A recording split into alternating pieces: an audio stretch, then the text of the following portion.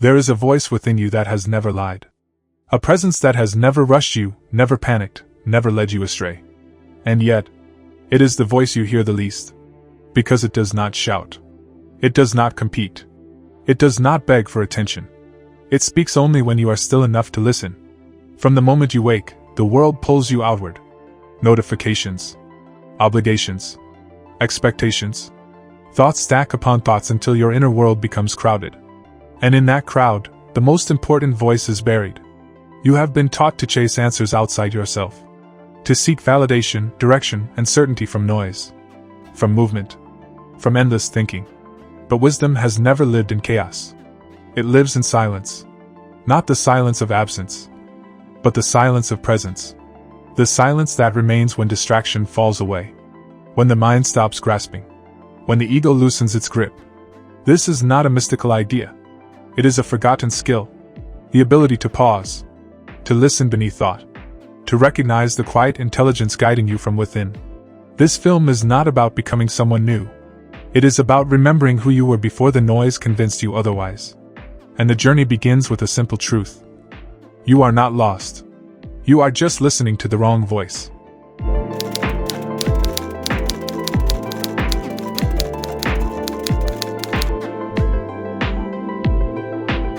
Most people believe they are their thoughts. The constant commentary in the mind. The opinions. The doubts. The rehearsed conversations that never happen. This voice speaks endlessly. About what you should be doing. Who you should be becoming. And what might go wrong if you fail. Because it has been there for so long. You assume it is you. But pause for a moment. If that voice were truly who you are, why does it feel so unstable? Why does it panic when things slow down? Why does it obsess over the past? And fear an imagined future? This voice feeds on urgency. It thrives on comparison. It grows louder in moments of uncertainty. And the moment silence appears, it rushes to fill the space.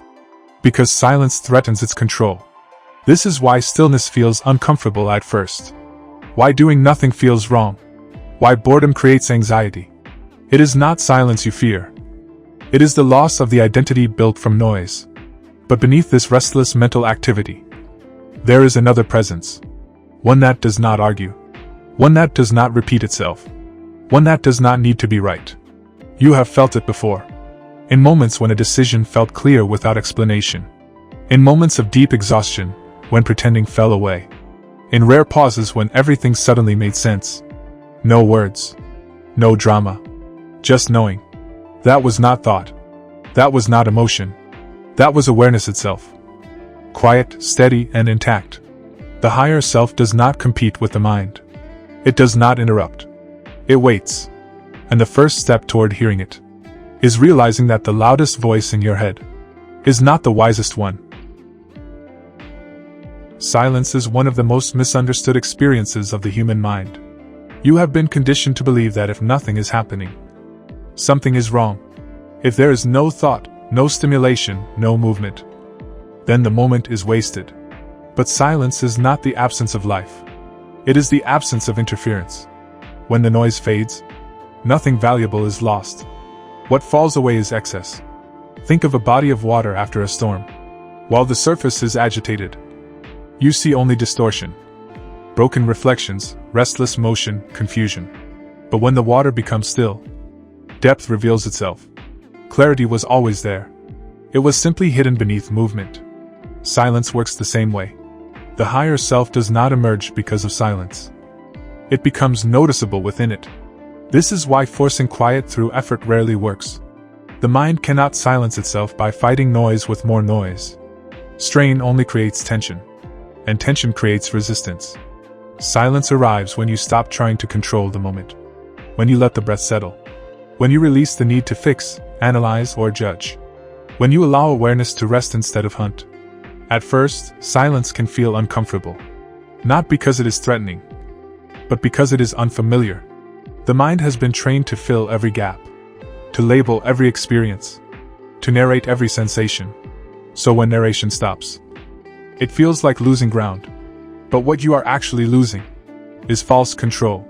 And what you gain is access to something deeper. Within silence, perception changes. You begin to notice subtleties. The rise and fall of breath. The quiet intelligence of the body. The space between thoughts. In that space, something listens. Not the part of you that reacts, but the part that observes. This observing presence does not need language. It does not rush to conclusions. It does not distort experience with fear or desire. It simply knows. This is why the higher self communicates without words. It does not persuade. It does not explain itself. It resonates. You feel it as alignment, as calm certainty, as a quiet sense that something is right, even if it is difficult. And the more time you spend in silence, the more familiar this tone becomes. You begin to recognize the difference between mental noise and inner guidance, between thought and truth. Silence becomes a place you return to, not to escape the world, but to hear yourself clearly within it. And once you understand that silence is not empty, you stop fearing it. You begin to trust it. Because in that stillness, nothing essential disappears. What remains has always been you.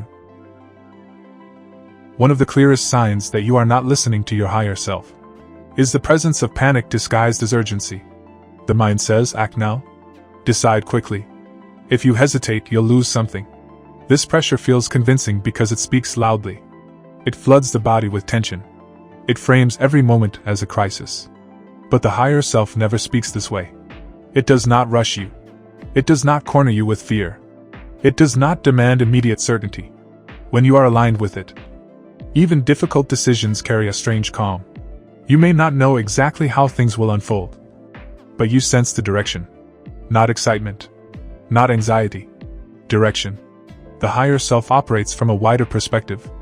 It sees beyond the emotional surge of the present moment, beyond the ego's need to protect its image, or avoid discomfort at all costs. This is why its guidance often arrives after emotional intensity has settled, after anger cools, after desire softens, after fear loosens its grip. If you have ever waited before reacting, and later felt grateful that you did, you have already experienced this intelligence at work. Panic contracts awareness. It narrows your vision. It makes everything feel urgent and personal. The higher self expands awareness. It creates space between stimulus and response. And in that space, choice becomes possible. This does not mean the higher self avoids challenge. In fact, it often guides you into discomfort, but without chaos. Its voice is steady even when the path is hard, firm without aggression, clear without cruelty. When you listen to it, you stop mistaking emotional intensity for truth. You begin to notice that real clarity does not feel loud or dramatic. It feels grounded. It feels settled. And the more you trust this steadiness, the less control panic has over your decisions. You stop reacting to life and start responding from depth. This is the beginning of inner authority, not built on certainty, but on calm presence.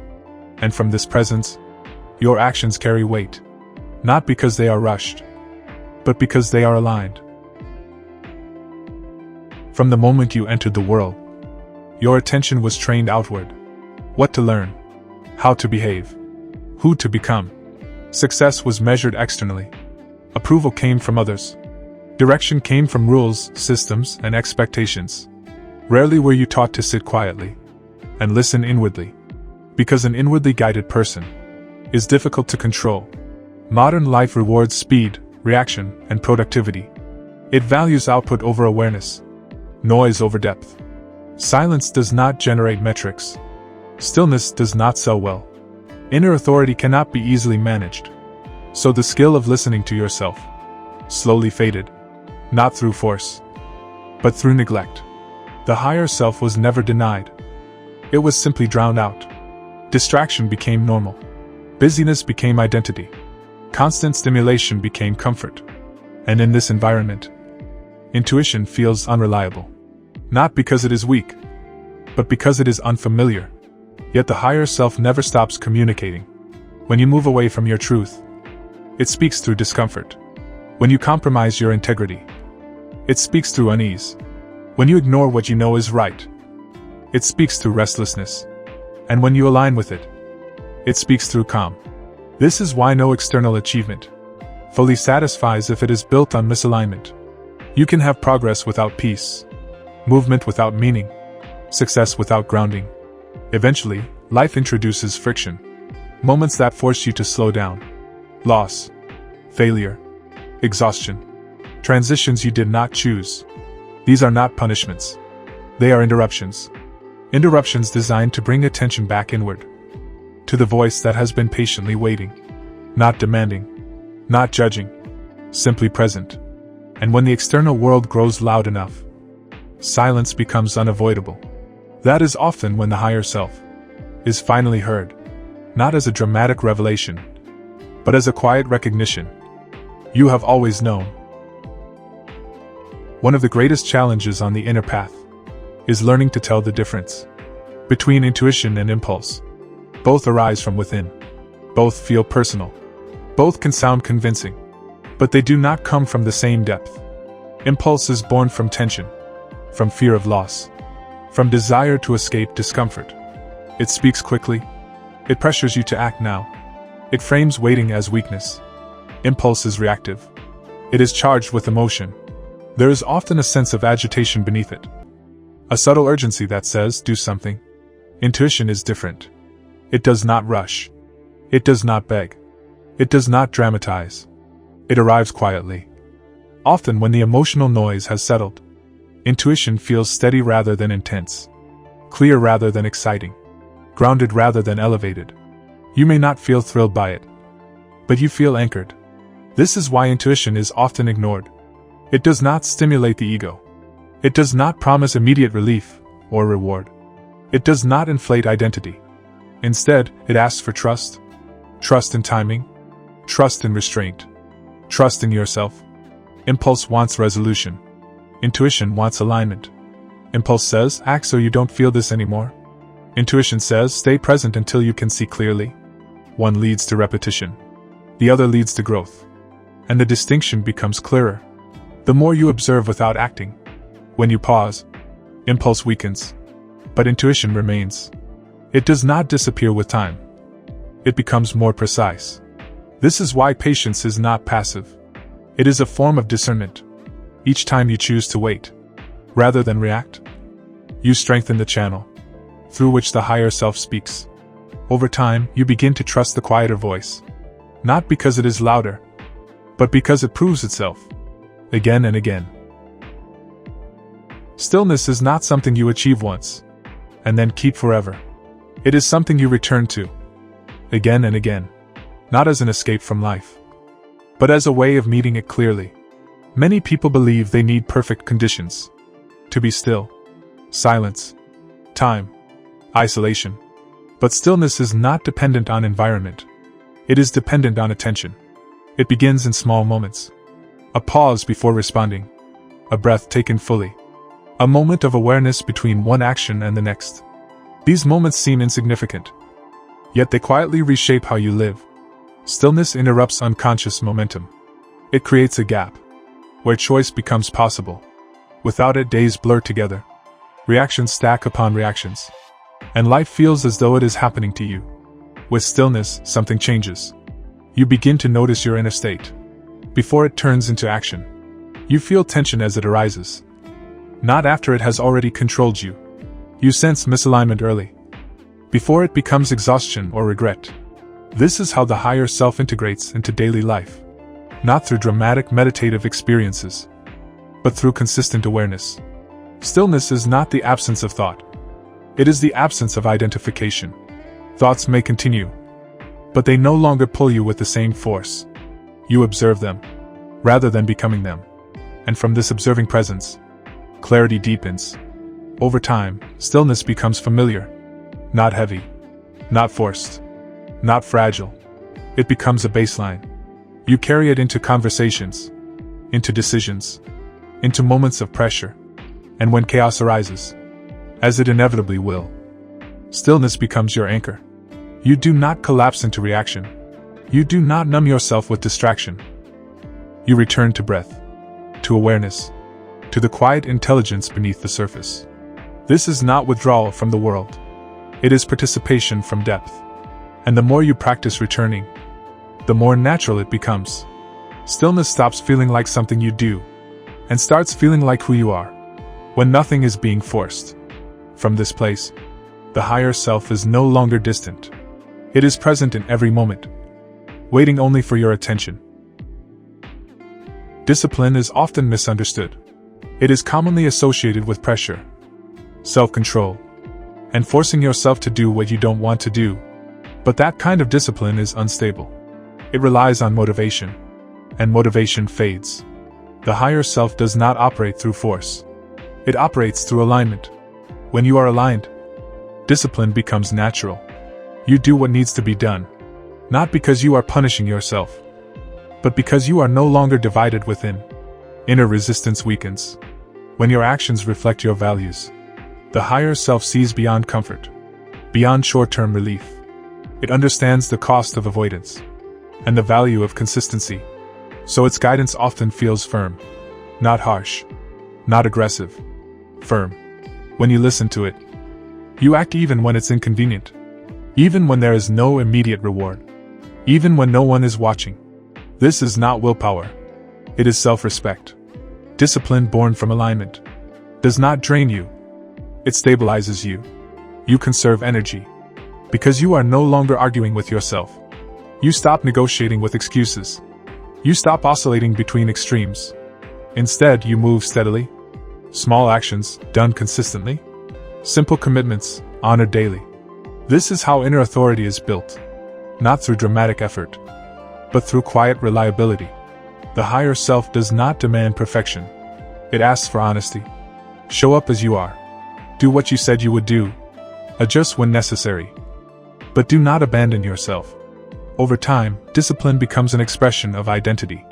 You act with integrity because it feels natural to do so. And when challenges arise, you do not collapse or rebel. You respond calmly, clearly, from a place that is no longer at war with itself. This is mastery without violence, strength without rigidity. Discipline guided by the higher self does not imprison you, it frees you. As the voice of the higher self grows clearer, something else begins to loosen. The identity you built to survive. The persona shaped by approval, fear, and expectation. This is not something you destroy. It dissolves on its own when it is no longer needed.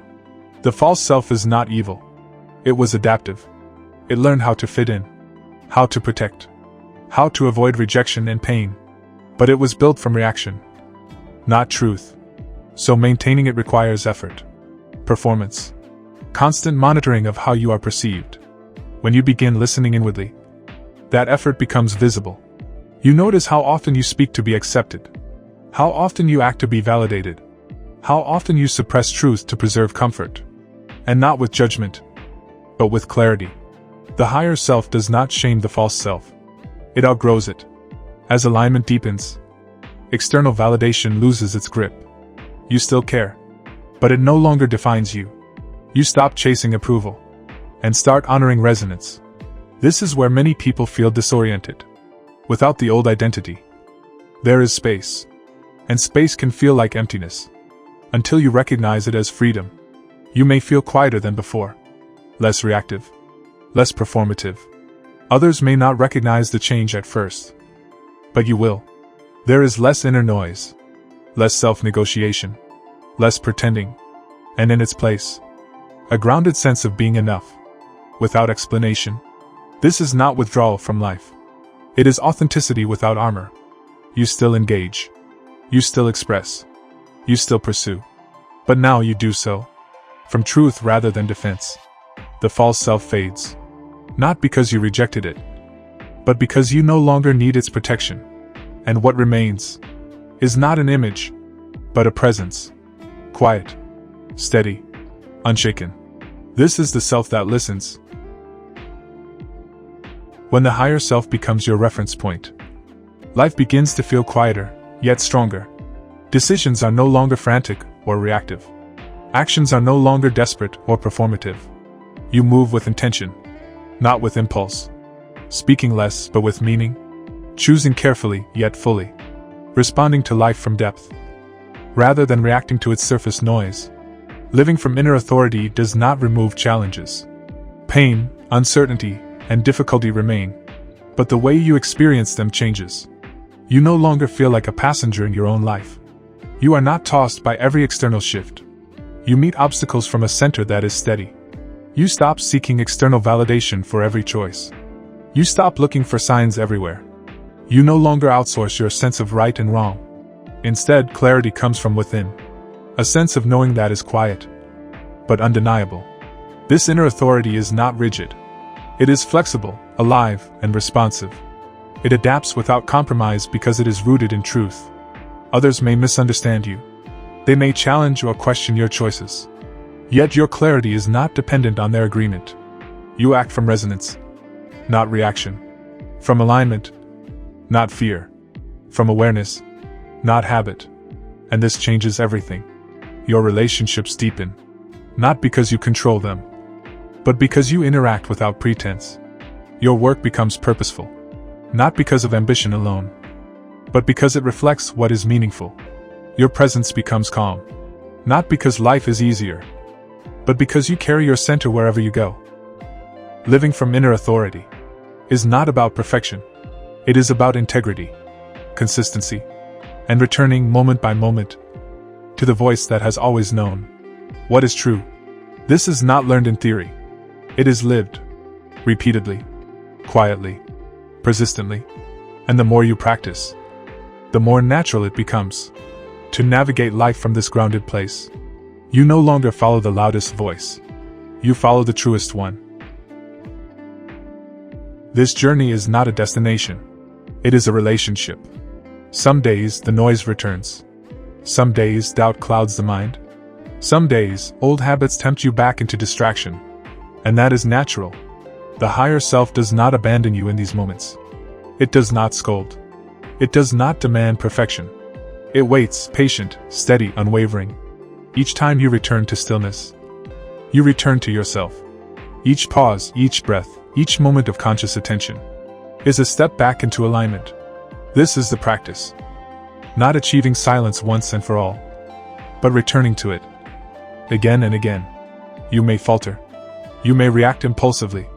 You may feel lost. Yet the act of returning itself is powerful. It is the signal that you remember, that you recognize the difference between noise and clarity, that you honor the quiet authority that has always been present. In these repeated returns, trust builds, clarity strengthens, presence becomes natural, and slowly, without fanfare, your life begins to shift. Decisions are made from alignment rather than compulsion. Actions carry depth rather than reaction. Your sense of self is anchored in awareness rather than circumstance. The higher self does not ask you to be perfect. It asks you to notice, to pause, to choose with clarity. And in these choices, you realize a truth long forgotten. You are not lost. You are never lost. You are simply learning to hear the voice that has always been with you. Steady, quiet, and unwavering. The noise will come. It always will. But you now know the way back. And each time you return, you reclaim a part of yourself that is timeless, unalterable, and wholly free. This is the mastery of the higher self. Not in escaping the world, but in engaging it from the still, unshakable center within. Take a moment now. Breathe. Feel the space between your thoughts. Notice the quiet presence that has been with you all along. This is your strength, your clarity, your authority. The journey does not end here. It continues in every choice, every pause, every conscious breath. If this message has spoken to you, commit to returning again and again. Not for validation, not for reward, but for mastery. Share this journey with those ready to hear. Subscribe, follow, or revisit whenever you need a reminder that silence is not empty, and your higher self is always listening. And now, simply sit with this moment. Breathe. Feel. Be. The voice of your higher self is not somewhere far away. It is here, waiting, steady, and unwavering.